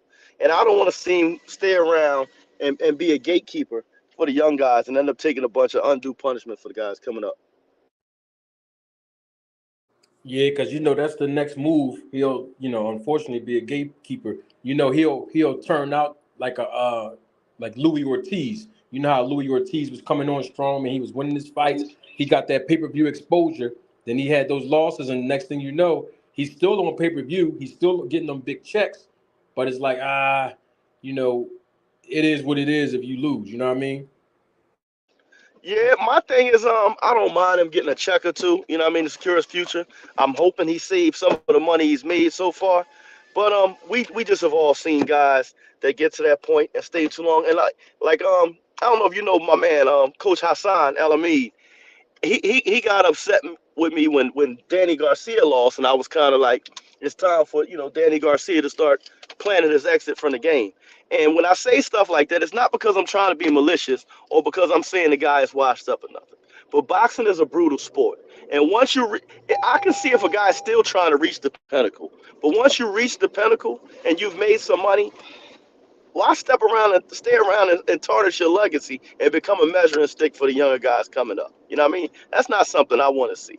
So I hope, these guys that are fighting for Heyman, most of them have made an astronomical amount of money. So when I say these things, I'm not saying these guys are washed up or have nothing left to offer. But what I'm saying is you've already been to the mountaintop. So if you've been to the mountaintop, I don't think you're going to be intrigued by going back down the ladder and fighting on the club level. So the only alternative to fighting on the club level is being a measuring stick for the up and coming. And we know boxing is unforgiving. So I don't want to see these guys that became world class elite fighters, tarnish their legacy by staying around and becoming opponents for the guys that are next. That's all. Yeah, absolutely. And most most of the times when you go on a pay-per-view level and get that exposure, it's a very humbling experience going Mhm. back down to fight on regular TV, club Yeah, show, local show, you know? yeah, for a couple, $10,000, 15,000, and I've seen it. You know, what I mean, I've unfortunately been in a stable with guys that have been signed to the biggest promoter in the game, fought for world titles. Take a loss and be on a show in Atlantic City for $10,000 in their next fight. You know what I'm saying? So that'd be that. I understand that at one time when guys weren't making millions of dollars, but I don't want to see that happen to guys that have made millions of dollars. I would hope that they can hold on to some of that money, make some investments, and go off and enjoy their life. Because I think a lot of fighters need to remember and realize boxing is what you do, it's not who you are. And what I mean, it's just like any other job. When it's time to walk away, it's cool, that you can always do other things. You can go do something else. You don't have to be stuck in this debilitating profession for too long and end up leaving permanently harmed. You know what I'm saying? Oh yeah, man. Absolutely, man. Absolutely, man. And it's all about I think it's all about making the right investments too. When you do get that big money, make some investments. We've seen guys, Deontay Wilder, J Rock, of course, Money Mayweather, of course, Danny Garcia. The list goes on and on with guys who really made investments where if they decided not to box or if they get injured, God forbid, or something happened where they say, you know what, I've already did what I needed to do. Let me fall back. Sean Porter made investments. So it's like once you get to that Danny made level, great advances. Yeah, Danny made some really good investments. Really good. yeah, yeah. It's like once you get to Mhm. that level, it's like I'm gonna back out because if you don't, we see this happen all the time. Crown people start fighting for, like you said, 10,000 at a local show. Man, these are the same people that was just on HBO, same people that was on Showtime, same people that was on pay per view, and they just need the money, and it's bad like that, man. Yeah, yeah. It's horrible. It's horrible. My trainer early in my career, right? And he gave me, although I was unable to reach that upper echelon of boxing, he used to tell us all, and it was very good, this mindset he had. He said, listen, if you ever get to a point, I won't name the guys in my gym that did because I don't want to shame anybody. You know what I mean? That's their story to tell. But he like, you ever, get to a point where you're getting those type of checks that those other guys are getting, this is how you cannot end up in their position. You treat every one of them like it's your last because it just might be. Because boxing is the only sport where you can go from making millions one fight to next to nothing the next. So you know what I mean? He's like, listen, you get a big check, you don't touch that until you get the next one. You know what I'm saying? And you know what I mean? I was saying, like, if a lot of fighters think that way, you know what I mean? If I make a million here, I'm not spending this million until I see my next million. Yeah, good point. And Uncle Sam gonna take 50% of that. So you definitely gotta Half of that is in your corner. So the fighters are really lucky if they leave him with probably about a third of what's advertised. That's what the general public don't understand too. Because I hear a lot of people often say, "Well, he got plenty of money, so money shouldn't matter. He should take a smaller percentage." I'm like, your perception of what he's taking home is not really what he's taking home most of the time. You know what I mean? hmm Yeah. And most managers, they take 33 and a third. 33 and a third for a manager. A competent trainer wants 10. You may pay your assistant trainer maybe 2.5%. Some cut men get 2%. I know a cut man that gets 50 grand or 2%, whichever one is larger. You know what I mean? He does a lot of big fights. You know what I'm saying? So you talking about all that, and then you talking about the IRS wants 45 to 50% too. Not to Absolutely. mention when you go to camp. A lot of people think because you get camp in your contract, the camp is free. Nothing's free. The expenses from camp are being deducted from your purse off the top. So you're talking Absolutely. about paying sparring partners. You're talking about room and board. You're talking about your meals, your camp meals for camp. Like, that glossy number you see in the paper is a far cry from what these fighters are taking home. Absolutely. And here's the thing about it. I've said it live over and over again, and I'll keep saying it, and I'm gonna say it right now. Good representation in this Absolutely. business is priceless. Yeah, it's immeasurable. It's immeasurable. You know? I mean, they're the ones, the fighters are the ones who's taking a lot of the physical punishment. The fighters are the ones who's making a lot of sacrifices. And Crown, you can speak to this, Crown, since we're on Mhm. this. You know this, and the general public may not know this, but you and I both know that especially when these fighters are up and coming, even all the way up to 10 round fighters, they have day jobs. They work 9 to 5 jobs, man. 99% of fighters have a job. And it's usually not no easy job, you know what I mean? Because it's not like, most fighters are Edgar Allan Poe, you know what I mean? Most of it is roofing or construction or backbreaking work, you know what I'm saying? So, yeah, the life of a fighter is not a glamorous one for the most part. So it's not like we counting their money, but we just talking, telling the reality, so that the viewers can get the education of how this thing works. You know what I mean? Absolutely. Listen, I had 4 professional fights myself. You know what I mean? I had 2 fights, a shoulder surgery, 2 more, another shoulder surgery. I decided to call it quits. But during that whole time, I was either a Lang City Expressway road maintenance worker, and the last 2 fights, I was a firefighter. Like I always had a career, outside of boxing. Because to be honest with you, unless you're an Olympian, a highly touted amateur that has somebody that's going to front money to you to live off when you turn pro, you're going to need a job because the money you're making off those 4 6 round fights is not enough to live off, and you don't fight nearly enough, to sustain yourself. Facts, facts. And here's the thing about it. Well, let me say two things. Number one, Hank Lundy was on my channel here. I did an interview with him a few months ago, and even he talked about, working for the United States Postal Service. Like now, Hmm. even Yeah, even though yeah, he was going to be in a main event with Adrian Broner, he still got a day job. He still got to, absolutely. dissect his time properly, to be a father, to work full time, to be able to train in the gym. It's hard to be a professional boxer, man. It's hard. Absolutely. I came up under a guy when I was a kid. The top guy in my gym when I was a little kid was a guy named Kevin Watts.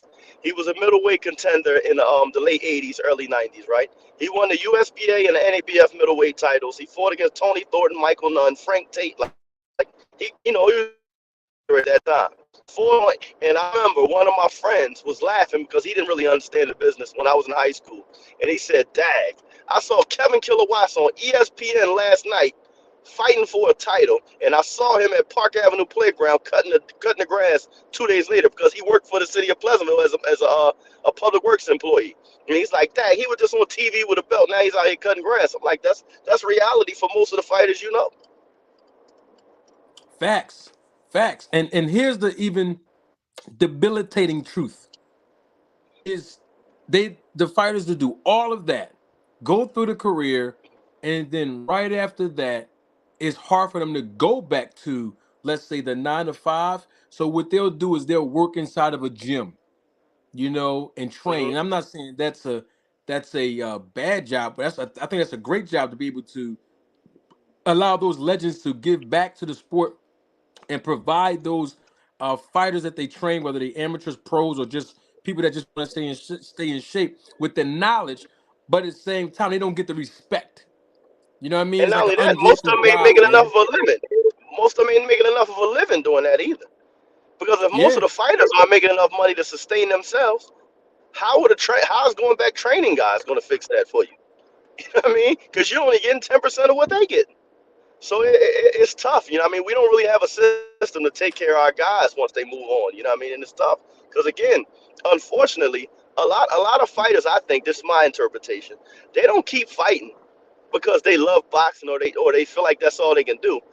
They feel like they're going to be looked down on or looked at differently if they no longer that guy. So a lot of them is good at help. No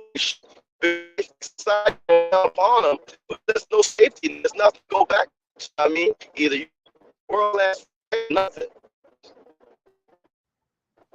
yeah. Your audio was a little choppy. I think you drove into a bad spot, Crown. And But it sounded like you were. Can you hear me?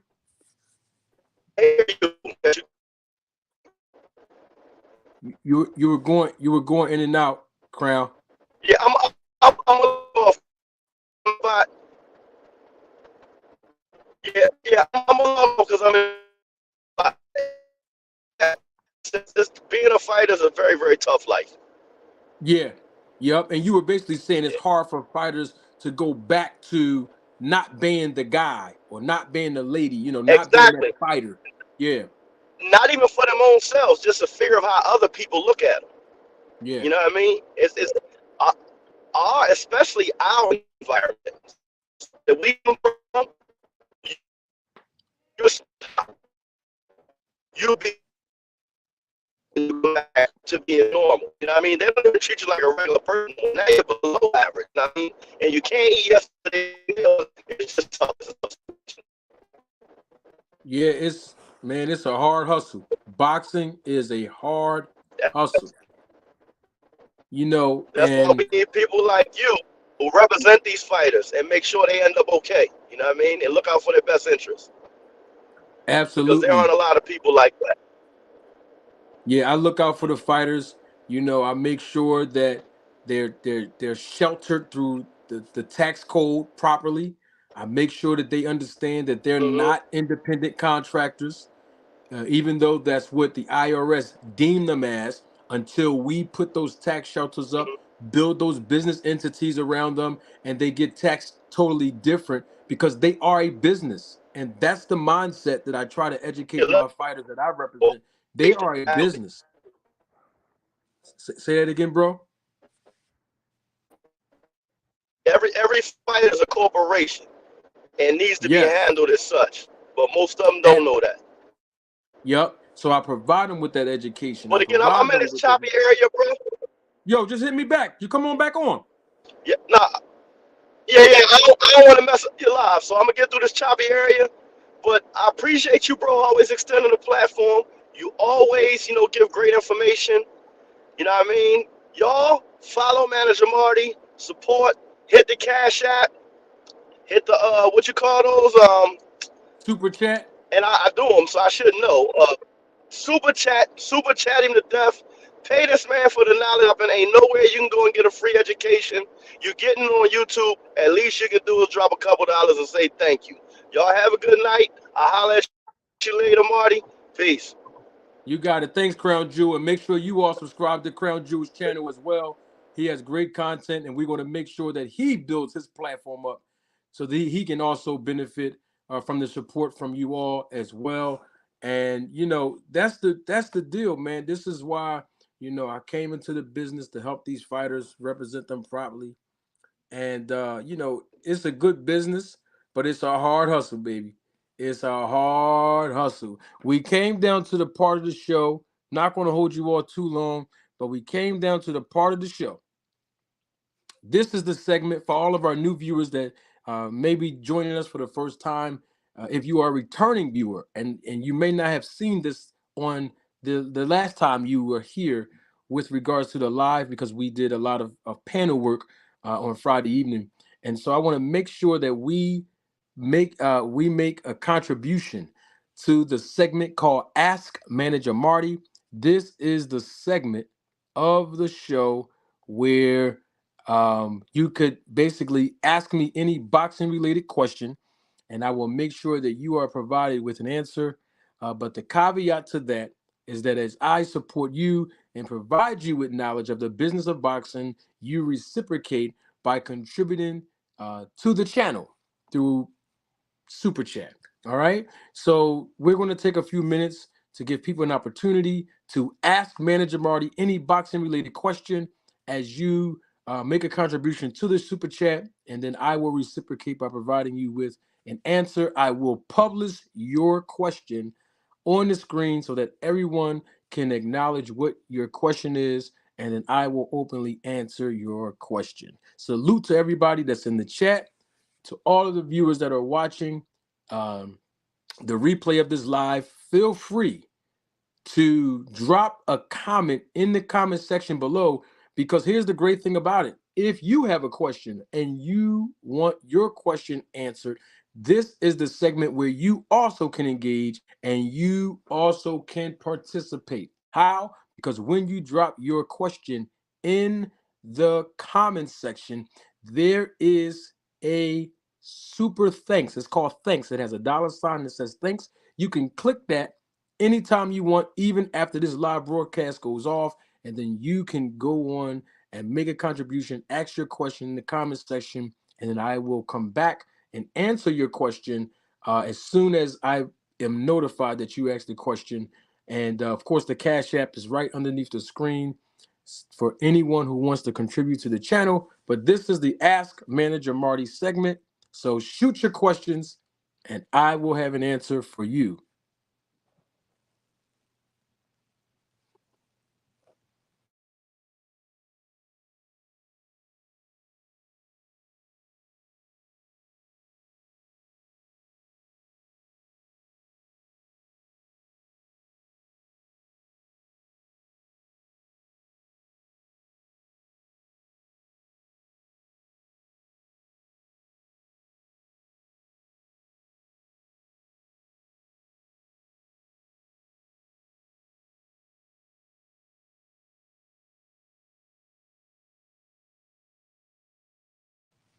No one has a boxing question?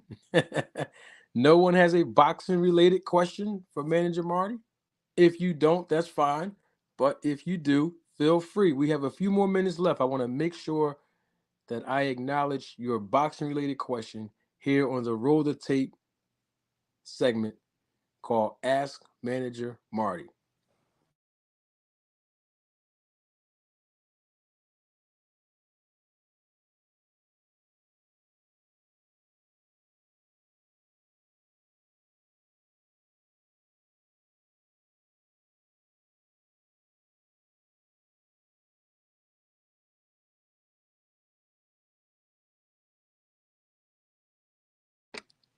Thank you for your contribution, Diana. As always, you don't have a question, but I do thank you for your contribution so much. Anyone else have any questions, boxing related questions to ask Manager Marty?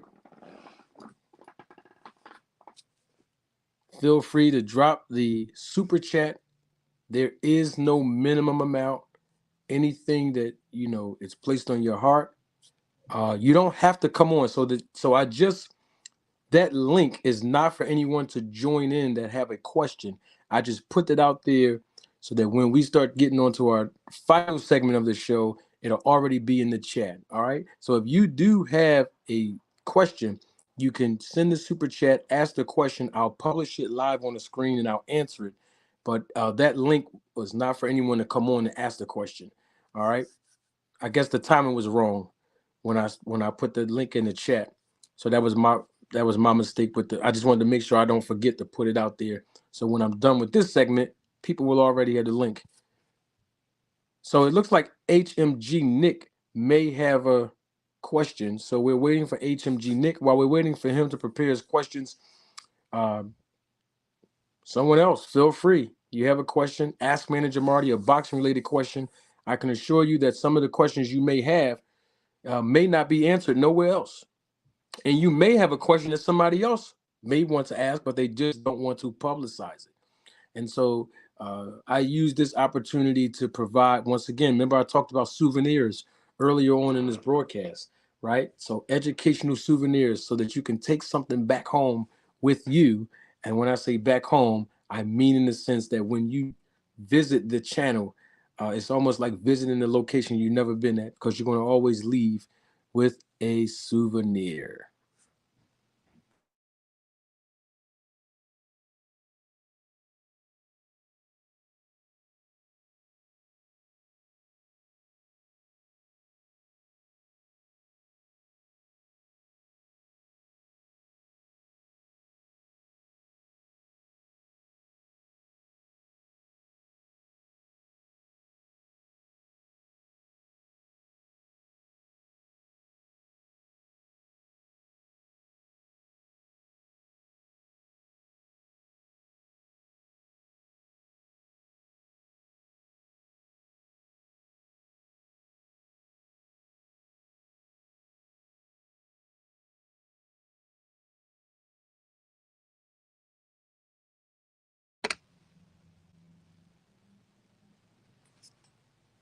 So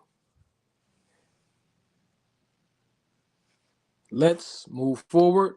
HMG Nick, feel free to drop your question even if we move on. Oh, wait a minute. I think he does have the question.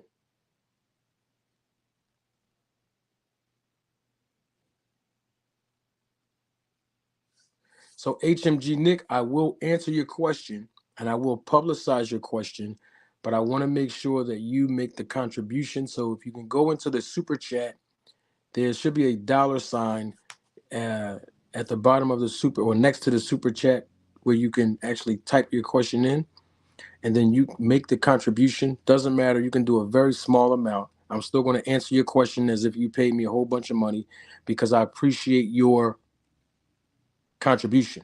Okay. And I will make sure that I answer your question that you just posted in the chat as we're about to move on to our final segment. And until HMG Nick does that part, I want to move forward because Skits So Paul, thank you for your contribution and your support. Skits So Paul has a question. His question is, in your opinion, are boxing outfits like PBC and Top Rank signing new talent at a fast enough rate to fill in when the current stars move up or retire? That is a very good question. I will say, as far as PBC, in my opinion, they have a very lengthy roster. PBC have a very lengthy roster. So when they sign new talent, they're signing new talent as up and coming fighters because the talent that they have, the inventory that they have is very extensive. So, and the inventory that they have that's extensive, you can tell that, the inventory has basically been under the PBC banner for some time now. So of course they want to build up new talent. I don't think they're signing new talent at a fast enough rate, in my opinion, because they have the inventory there. When it comes to Top Rank, though, I think Top Rank is always signing new talent because they have a smaller fan base when it comes to the younger up and coming fighters, and they don't have too many cash cows. PBC has several different fighters where they can throw a pay-per-view event and multiple fighters throughout the entire year can benefit from the pay-per-view business model. Whereas though with Top Rank, you see they have they have Lomachenko, but I mean, Lomachenko is not the same Lomachenko before, but he's still bankable. He's still marketable. You have Shakur Stevenson, who's right there. Then you have Tank, not Tank, Devin Haney's over there with them, right? So, they have more of a younger crowd that they're trying to build. But the difference is they don't have that pay-per-view appeal. So when you start getting fighters that have that pay-per-view appeal, it's like you want to be able to market them as much as you can. Make sure they got the dates and the slots to be able to maximize their earning potential. But when you do that, it's kind of hard to focus on the newer talent. Where Top Rank, in their case, because they don't have a lot of the inventory that are like pay-per-view stars consistently, they can spend more time signing new talent definitely faster than a PBC outfit. I think that was a very good question. I'm not sure if HMG Nick uh, still have the question that he wants publicized and answered because we did not receive the um, super chat right away. But we want to make sure that we move on. We don't want to ignore you, HMG Nick. So when you do the super chat, I'll make sure I do the same thing I just did for Schizo Paul. I'll do it for you, and I'll make sure I answer your question accordingly without holding up the entire live because I want to make sure I respect the time of the viewers. You know, so it's all about having the talent pool. Thank you, Georgia Peach Denise. And that's exactly what I was saying. When you have that talent pool, it's like, look, we got the talent right now, and um, these fighters that we have in our talent pool, they are all bankable, they are all marketable, they are all in a place where we've exposed them to different audiences, where they can sell out at different venues. So it's hard for them to make the commitment to build into the younger fighters. Whereas though, like I said, Top Rank, oh yeah, Top Rank, they can make those investments in building that young pipeline of fighters, as Denise called them, because look, they don't have the inventory, they don't have the talent pool, compared to PBC. And so that's basically what I was alluding to. Thank you so much, um, uh, Georgia Peach Denise, for that. And this is why, boxing fans all across the world, come together and we all can learn from one another. Um, let's move right along. Let's move right along. Thank you for your contribution, uh, Georgia Peace Denise, with your super sticker. Really, really appreciate your support. As always, salute to you. Thank you so, so much. So we see here that Errol Spence made a reference. Um, he made a reference on December the 30th, 2022, of course, and he said April XX. And I think initially we thought, or we all assumed basically that was the announcement that was going to come out for probably Thurman. But now there's an announcement saying that he's going to fight Terence Crawford. Just so you know, I made a grammatical error.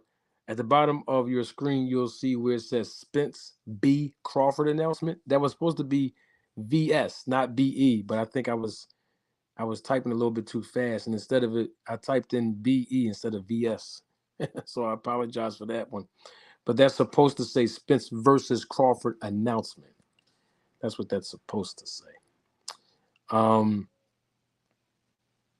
you know, I don't know if that was an announcement in April or if that's when he was planning the fight in April. When I'm talking about I'm talking about Errol Spence Jr. We're hearing things about him actually going to fight Terence Crawford. I think there was supposed to be an announcement sometime today. I haven't heard any announcement of it today. I'm not sure if anyone in the chat or anyone in the comment section watching the replay of this live, if you've all heard an announcement yet today or not. But there is supposed to be an announcement for Errol Spence uh, versus Terence Crawford. And I don't know when that fight's supposed to happen, but it's supposed to be an announcement that they both will come together and fight on June the 17th. That is the word that is on the street, particularly here on YouTube or the YouTube boxing community. So, I want to know what you all think about this tweet here that you see on your screen. And then is this tweet tied to Terrence Bud Crawford fight? Now, he didn't say April XX announcement date. He didn't say April XX fight date. He just said April XX, but that was on December the 30th, 2022. So in the comments section below, if you're watching the replay of the live, and then also in the chat, let's have a small little dialogue over this real quick. What's your take? Is this fight going to happen? In the chat, I mean, tell me, is this fight going to happen? Is the April XX that Spence said in December, was that the date they're going to announce the Crawford versus Spence fight? Is that the date he was supposed to be fighting Keith Thurman? Then he had the accident. I mean, we see a lot of cryptic messages going on. Let's air fry on it a little bit. What y'all got for me in the chat? What y'all got for me in the comment section below on the replay of the live? What y'all got for me? I see the numbers. The numbers are stale. They're not increasing exponentially, and they're not decreasing exponentially. So we have a set audience right now, and so I'm excited that we all can be a part of this experience on this live tonight. I love engagement. Let's engage and air fry it, um, and air fry it, but air fry on it as well.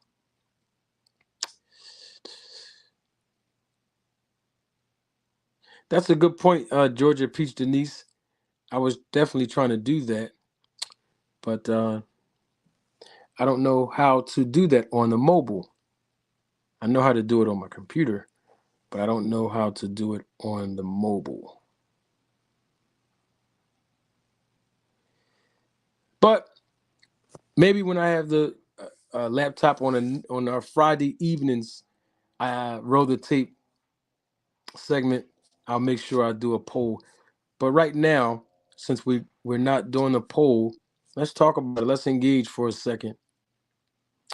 Someone says the thrill is long gone. This shenanigans took so much out of a lot of people. I agree. Someone else says that they're tired of hearing about it. Some people said they really stopped caring about the fight. Um, Somebody said they want Spence and Crawford to fight so that Boots can get that Thurman fight. I mean, some people are restless, and some people are sick of hearing about this.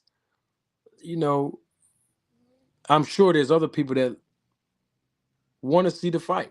So for the people that don't want to hear too much about it or are tired of hearing about it, I have a question. Do you still want to see the fight, or are you at a place where you don't even want to see it no more?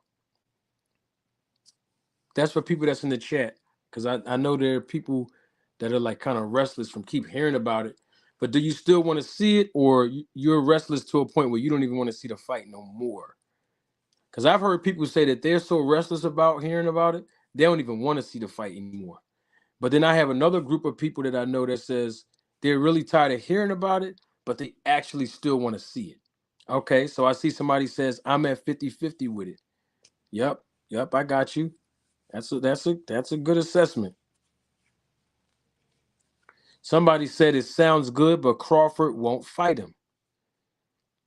Somebody else says we need that fight. I ask the universe every day to please let us get to see EJ snatch Bud's eyes. That's my guy Cash Crypto in the chat that said that. My guy Mr. Bragg says they are overestimating their value to the boxing public. Wow, that's a very good way to put that, Mr. Bragg. Well, somebody else says I'm at the point I only believe it if Errol or Bud announces it. That's also a great way to put it. And you know what? While you all are still air frying in the chat, let me just say this. I I've said before publicly that every time that time progresses on this fight happening, it loses 10% of my interest. And the last time I was on, I think it was Fanon who asked me. This was like a month or two ago or something like that. He said, "What percentage do I give it?" I said 80-20. I said it was an 80% chance I thought from the beginning, but now, and that was like a month or two ago, I said 20%. So it was 80% in the beginning. I thought the fight was going to happen in the very beginning. Now I'm at like 20% that is basically going to happen. 20% that is actually going to happen. So I would have to agree that as soon as I hear PBC announce it, if they have the publicist that they usually hire, Kelly Swanson from Swanson Communications, if they have a press conference, if they have a representation of maybe Swanson Communications or PBC or like Tank and Ryan did, they went on Twitter and they both said each other's name and they added each other in the Terence Crawford fight on this date. If Errol Spence say that, and then Terence Crawford said, "Yup, you got it. It is confirmed at Errol Spence. We're fighting on this same date." Then I'm like, you know what? I might give him just a small little chance that it might happen. But I still don't believe that it's going to happen. I need somebody from PBC, whether it be the promoter, whether it be through a press conference, whether it be whether it be through a press release, whether it be from the two fighters themselves who have a history of going back and forth on social media anyway. Um,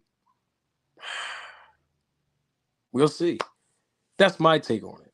I mean, at this point, I don't know if Errol Spence meant that April XX is the date that this fight was going to be announced.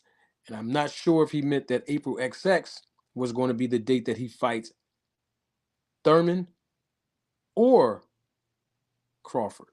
But April XX is literally like, what is it, this weekend? Starting this weekend anyway. Starting this weekend. So then you got that, and we still got a whole month of. We still got a whole month of April to see what happens, or if we hear anything. The great thing about it is this, though. April 22nd is Ryan Garcia versus Tank Davis. So who knows? We could hear something at another press conference in April before they fight. That would be a great way to announce it. They might even announce it at the fight or after the fight. We don't know. But, you know, um, I think at this point, if they're going to fight, let them fight. All this extra stuff, taking a year to, man, listen, it don't take this long to get it together. Just go ahead and fight. When two fighters, and I keep saying this too, and I'm going to say it again. When two fighters want to fight, they make a way to fight. When one fighter or both fighters don't want to fight, they make a way not to fight. It's very simple. Good point, Mr. Vegas. That's why I said that, because I don't want to assume. I don't want to assume. Mr. Vegas says that was before his car crash, or that's null and void now.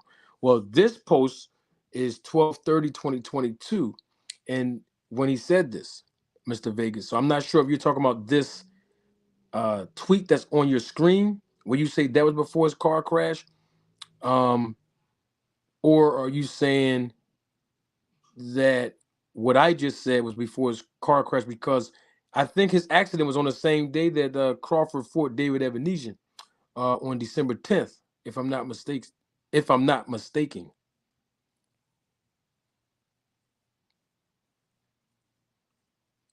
Yeah, so I think that was on December 10th, the same night that Crawford was fighting David Evanesian. I think that's when Errol Spence got into his unfortunate car crash. It was minor, but I think he still, by his own admission, received some scrapes, bumps, and bruises, or something like that.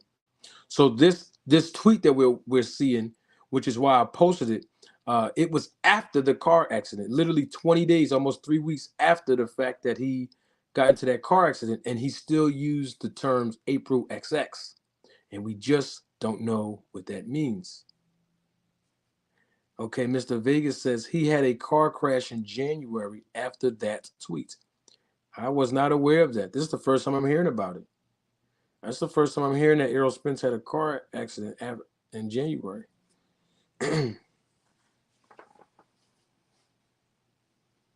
Oh, okay. Mr. Vegas says, "Oh, you may be right. I'm not sure." Okay, okay. Yeah. Yeah. Well, I know. Thanks. Name says, that's soon. I thought the fight was in May. Well, I think people were saying that the fight was going to be in May 1st between Spence and Crawford initially, from what I've been hearing everybody say. Well, not everybody, but most people said, and then um, guess now it's going to be in June. I don't know, and I'm not going to sit there and act like I know, because I don't know, and I don't have any sources. Well, I wouldn't say I don't have any sources, because that's not all the way true, but I still don't know. Oh, okay. Mr. Vegas says that he erased that. I said you were right. Okay, I got you, Mr. Vegas. I got you, bro. It's all good. I got you. Um, but I don't have any close enough sources. Let me just put it to you guys that way, because I don't want anybody to leave out of here saying, "Oh, Manager Marty said he has sources over at PBC." That's that is not what I am saying. I don't have any sources, to my knowledge, that's close enough to the negotiations, if they're even taking place or anything or not, to confirm or verify what we're hearing is true. I don't go by hearsay. When I hear something, information must be verified. So I don't have any verifications at this point. So I am still interested in seeing the fight. I look forward, if I do have the resources, and I mean all the resources, monetarily included. I want to go to the fight. If tickets too high, I might go over there. If it's in Vegas, I go over there and watch. I watch the fight on the screens. If the fight too, listen, ain't no shame in my game. Listen, I don't have to. Listen, I'm not paying 20,000 for a fight. I don't have 20,000. That's just me. I don't have 20,000 for one ticket. Cause I heard them Tank Davis tickets. Man, man, I heard them. Man, I heard them. I saw them prices, man. Them tickets was higher than Eddie Kane off of the Five Heartbeat movie. Know what I'm talking about? Them tickets was higher than Eddie Kane off the Five Heartbeats movie. Them tickets was high, man. I ain't got it. No, no, no. But to each his own. To each his own. I hope they sell it out. Man, I hope they sell it out. I hope they sell that fight out. I'm talking about the Tank Davis Ryan Garcia fight. I hope they sell that out. I do. I oh I believe you too. I believe the pay-per-view price. Man, what's the pay-per-view price on that, y'all? Is it $85 or $100? Shoot, we just had the pay-per-view. What was playing? Benavidez was 75.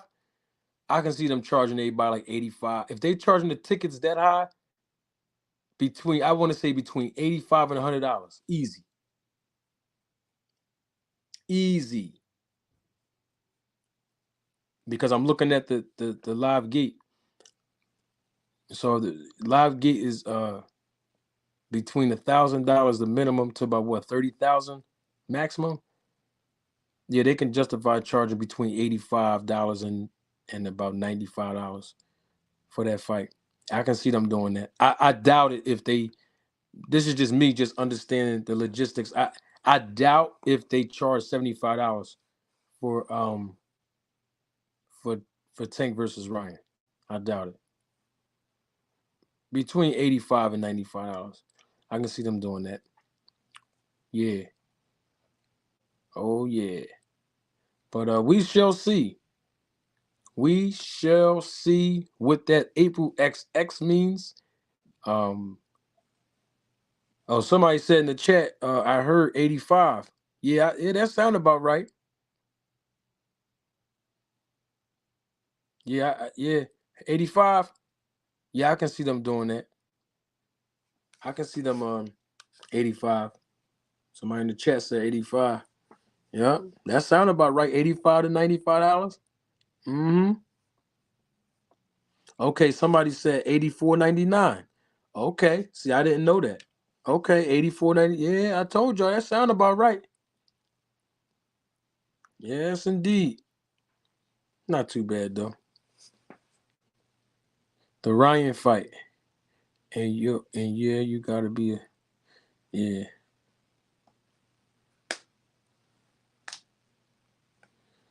Yeah, man, them ticket prices be high, especially in Vegas. You gotta make sure your money is right. You know, I'm just saying, to each his own. I gotta make sure if I'm making that type of investment, 20,000. Listen, I need a property behind that. I need property. That's the type of investments I like doing with that kind of money. Salute the Chicken Talk. What's going on, Chicken Talk? I see you in the chat. Chicken Talk. All right. Chicken Talk was a source that AM Sports Media used publicly on their channel, and Chicken Talk is here with us this evening. Salute to you, Chicken Talk. Chicken Talk says Bud found out Golden Boy didn't have no money to overpay him and call Al like, hey, big head. Hey, Chicken Talk, man, you funny, man. Chicken Talk also said in the chat, June 17th, as long as Bud doesn't pull out again. Well, Chicken Talk is a reliable source by many accounts. And so Chicken Talk said it the best. Y'all heard him? Oh, there's a little static. Somebody telling me to check my audio. What was going on with the audio? Can y'all hear me now? Somebody, they saying my audio is clicking. Check your audio. Testing 1 2 1 2. Can you all hear me?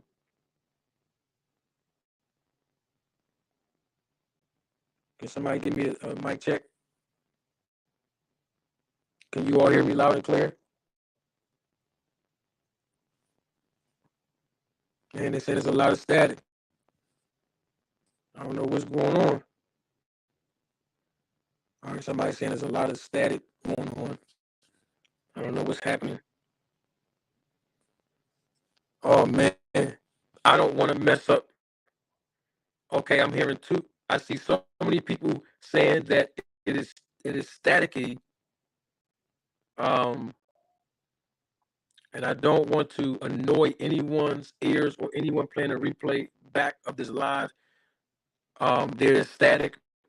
What I'm going to do is I know that the time, man, I was just about to air fry just a little bit, but I wasn't going to say nothing too egregious or anything so, you know, huge that, somebody's going to learn something. But YouTube is YouTube cutting up. They said, Diana said, YouTube cutting up on me. Well, we just got this news from Chicken Talk. I'm not going to hold you all long, but I will say this real quick. If you can hear me loud and clear, come back and see me Friday evening. Friday evening, I will be back, and I don't know what's wrong with this live. I don't know what's going on with the audio, but come back and see me Friday evening as we will do another episode of Roll the Tape, and I look forward to seeing you all there. I'm Manager Marty. Salute, thank you for your viewership, and I'll see you all Friday evening.